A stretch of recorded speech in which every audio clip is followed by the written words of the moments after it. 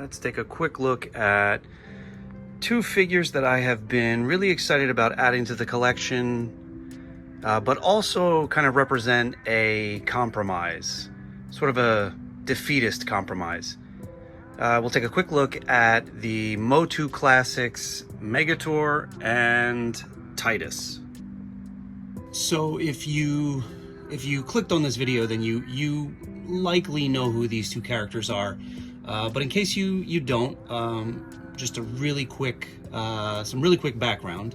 Back in like I think it was 86 or 87, Masters of the Universe was winding down. There was sort of a last-ditch effort to kind of extend the life of the toy line by starting this new sort of offshoot of toys called the Powers of Grayskull line, which was going to be a kind of a prequel to the toys and the comics and the cartoon that we'd all come to know so well in the mid-80s. The Powers of Grayskull line would take place in pre-Eternia.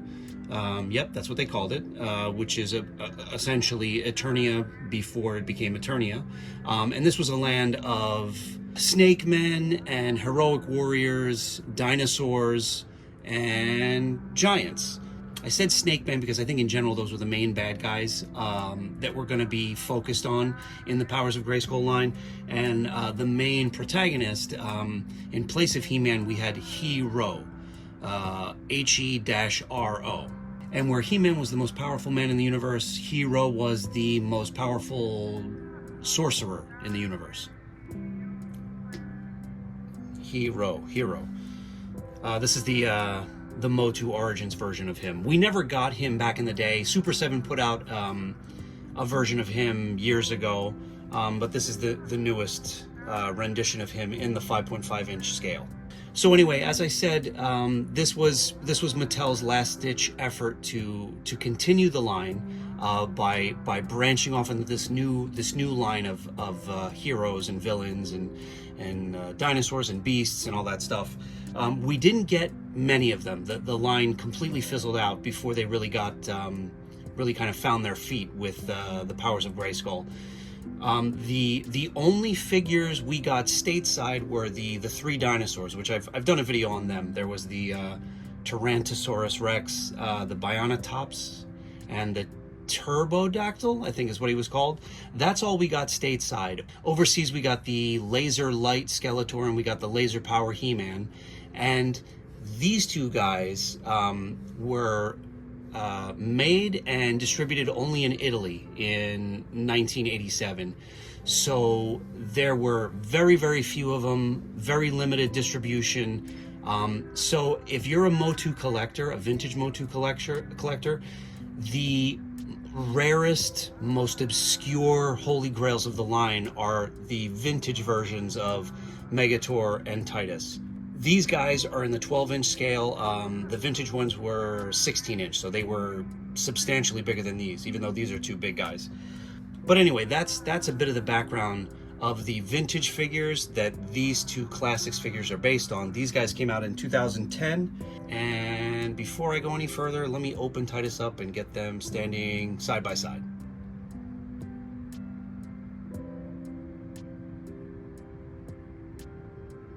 Here they are standing side by side, and let's talk about them. So first off, everything you're looking at is what they come with the exception of this additional freaky looking head for Megator with rooted hair. This is supposed to be a zombie version of him, and I don't know if it was in... I don't think either of these guys made it into any cartoon or comic. I think the fleshed out backstory that the MOTU Classics line gave to him was that at some point he was killed and then resurrected by King Hiss? I don't remember. Which is why he's got a zombie head. But the rooted hair is a nice touch because it's a throwback to the fact that both of these figures, the vintage versions that were the bigger guys, each had rooted hair. We don't get that on the sort of base head sculpts for either of them, but they threw this in as a nice little touch. It is a creepy face with a lot of character. I may try that on him at one point, but something tells me my 4.5-year-old daughter is not going to like coming down into the basement and seeing this. And a quick little note, this is my first exposure to any of the Classics figures. I have always been, He-Man and the Masters of the Universe was one of my first loves, and through adolescence and into adulthood, I've always coveted the vintage line. I missed the boat with the whole Classics thing. So I wasn't aware, like, when you feel these guys, you instantly realize that this is not like your standard Mattel plastic. It feels like a vinyl. It's just my opinion on touch. I haven't looked into what these guys are made of, but they feel very different than what Mattel goes to these days with the Masterverse or Origins or anything else. If anybody is really familiar with the line, I'm curious, are they all, do they all feel this way? Are they all this kind of vinyl plastic? So as far as the scale is concerned, these guys coming in at 12 inches still feels like they have the presence that they were supposed to have next to the 5 5/4 inch figures. The vintage guys would be, again, much taller, but these are good placeholders for the giants of the MOTU line. As far as the other accessories go, they are, one's cool, one is ridiculous. Tytus's is this really strange looking weapon that is meant to pick up a figure. Sort of like these, I'm assuming on the vintage one, were sort of a much more malleable rubber or plastic. So you could just pop this down onto a figure and pick him up. It ends up looking like a giant metal detector, like Tytus is at the beach. The G on there and on his armor here, I think denotes King Grayskull, which is who this guy fought alongside of in whatever mythos they decided to conjure up. I don't know if that's from the Classics line or a little blurb written on the back of the vintage box for the vintage version of this, but I'm pretty sure that's what the G stands for. And Megator comes with an awesome, what is this weapon called? I forget what it's called. I want to say mace, but I know that's not it. They each hold their weapons incredibly securely, but what's really nice about this is that this comes on a real chain, kind of a lengthy one too. I, for one, am not a big fan of all the alternate hands and multiple weapons and things that figures come with these days. Most of those things just end up in the bottom of drawers for me.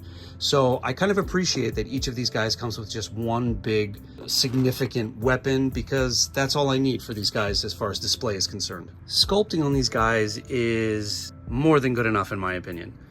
The hair is really textured and it's a softer, well, not there it isn't, but these are pretty malleable.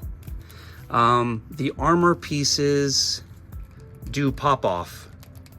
These guys have, it's just a swivel. No, is it? No, the heads are on ball joints, but because of the sculpting of the hair, they have very limited head movement. They basically just swivel side to side. These guys have an elbow joint, a wrist swivel. The shoulders, I gotta be honest with you, I don't know what I'm dealing with here, because obviously they rotate, but they feel like they give a little bit to the sides, but not much. And I don't want to force them. Let me see if Tytus is any different. It's weird. Actually, on both of them, the left arm goes up a little higher. But yeah, I don't know what's going on the shoulder, and I don't wanna press my luck. A decent amount of articulation. They do rotate at the waist. The legs are there's just one plane of movement, I think. Yeah. A single jointed knee and nothing at the ankles. And that's something else. I'm starting to sound like an old curmudgeon. Just by using the word curmudgeon, it makes me an old curmudgeon. So yeah, no, I sound like a grumpy old man, but I am not the biggest fan of like this hyper articulation that most modern action figures showcase.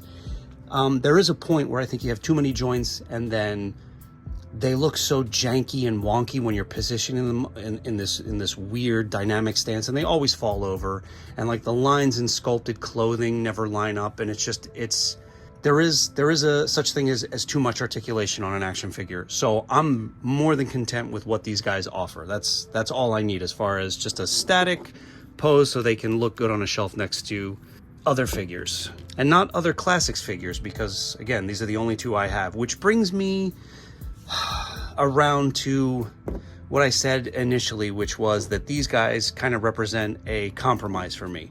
Actually, I'm sorry, I also just want to add that the paint work on these guys is pretty nice. There's a lot of like subtle gradient of skin tones on Tytus and on Megator. There's a lot of like shading on these guys that I do appreciate. Anyway, what was I saying? Compromise. These guys are a compromise. So, if you are a vintage Masters of the Universe collector, then you probably know where I'm going with this, but these guys, the vintage Tytus and Megator, are like the rarest of holy grail items for the MOTU line. And if I'm being completely honest with myself, I do not foresee being able to afford getting vintage ones at any point. If that happens at some point for me in the future, awesome. I'm gonna beeline it for eBay and I'll pick up these guys, the vintage versions of them. But as it stands right now, they are just ungodly expensive. So I had to make the decision to pick up the classic versions of Tytus and Megator as placeholders if I'm never in the position financially to come up to purchase the vintage ones, because I really do want representations of these two guys in my collection. They actually strangely they hold a lot of significance in like the mythos and the just the narrative story of Masters of the Universe. So I wanted something to represent them, and since I can't afford the vintage ones, I decided to sample the classics ones, and they are more than apt to fill the spots of the two giants in the Masters of the Universe line in spirit, so to speak, which is why I picked them up. Is it a little defeatist of me to just like make that concession? Like, I'll never be able to get the real ones, so I got to go with these. Yeah, to an extent, but at least in today's collector market, these guys are not that out of reach, financially speaking. They're not cheap, but they're not unattainable like the vintage ones. So the Masters, Megator, and Tytus will do for now. And as you can see, again, I'll throw Hero up here. They definitely carry weight as display pieces. And that is just a quick look at the MOTU Classics, Tytus, and Megator.